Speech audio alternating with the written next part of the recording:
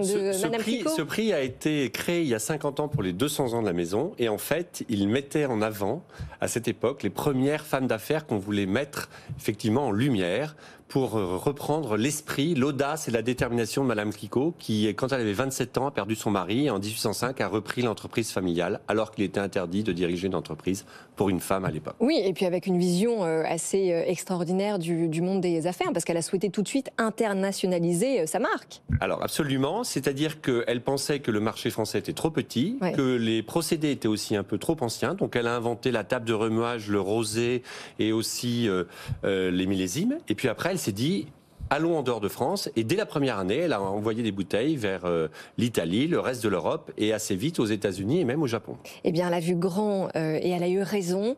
Et la lauréate de cette année, donc c'est Vera Kampf, elle est assise à côté de vous.